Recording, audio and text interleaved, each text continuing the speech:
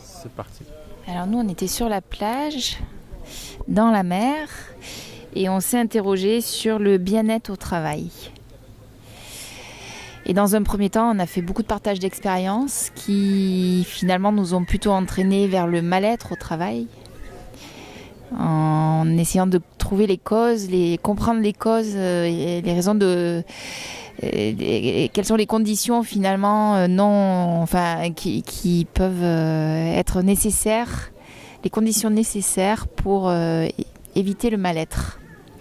Donc ces conditions, c'est le sens, c'est la possibilité d'être créatif, de rester créatif, et c'est aussi l'image qu'on véhicule ou le retour d'image sur ce qu'on fait, d'où des pistes.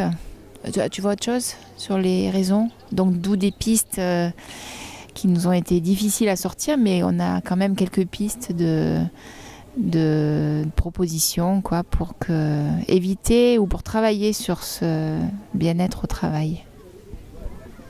Voilà, donc en termes de pistes, on a identifié effectivement la création de communautés, des innovateurs dans les collectivités, mais pas que, pour se sentir moins isolés dans nos pratiques. La nécessité aussi de diffuser nos pratiques, à la fois en interne et en externe, de communiquer davantage aussi sur nos pratiques.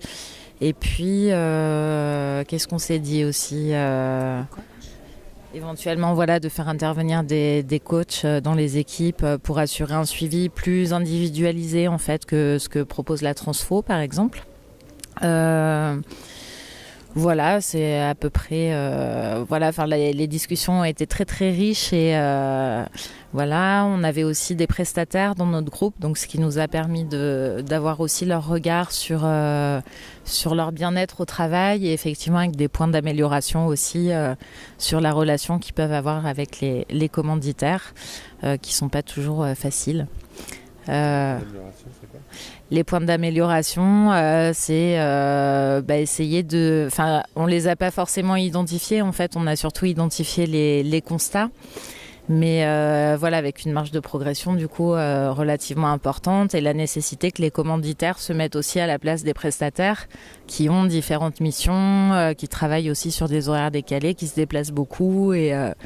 Donc déjà, ne serait-ce que prendre conscience de ces éléments, ça permettrait peut-être aux commanditaires d'être un peu plus souple avec les prestataires. Voilà. On a aussi parlé du statut de fonctionnaire. Est-ce que c'est une bonne chose d'avoir un statut de fonctionnaire ? Est-ce que c'est pas limitant ? Ou en tout cas, on a évoqué qu'il fallait peut-être plus de souplesse par rapport à ça, parce que c'est garant de certaines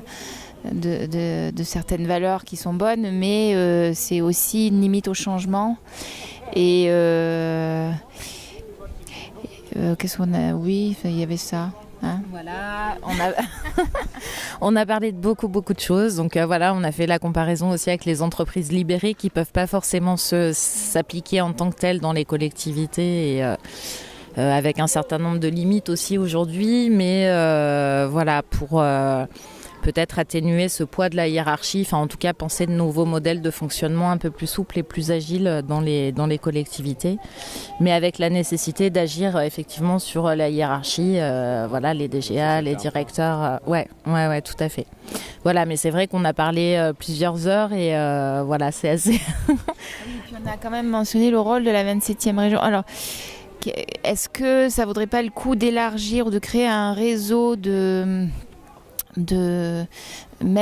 qui intègre aussi les agents publics qui sont formés par la 27e région, qui du coup changent leur paradigme pour qu'ils se sentent moins seuls, et peut-être aussi de vraiment que ça pourrait favoriser un noyautage underground qui petit à petit ferait des petits, et qui pourrait déverrouiller certains blocages. Voilà. Voilà, et ça permettrait aussi à la 27e région de faire vraiment remonter les besoins du terrain en fait, en termes de propositions ou de besoins. Comme la 27e s'interroge aussi sur son devenir, ça pourrait être aussi une force sur les territoires. Donc voilà. Et alors, juste parce qu'il y avait une question qu'on a abordée rapidement, parce que quelqu'un l'avait suggéré, c'était la place des émotions aussi dans le bien-être. Et là, ça rejoignait un petit peu l'idée de travailler sur le développement personnel aussi des personnes, mais même en interne. D'où l'idée des coachs quand on fait des transfos, pour qu'ils veillent à ça et parce que quand il y a un changement, ça implique un travail sur le deuil de ce qu'on avait avant, sur les peurs, etc. Et c'est très individuel aussi. Donc pour que chacun le vive mieux et puisse le vivre plus durablement, ça implique un suivi personnel. Voilà. Merci mesdames. On était bien. Ah ouais, c'est bien. Ouais, top.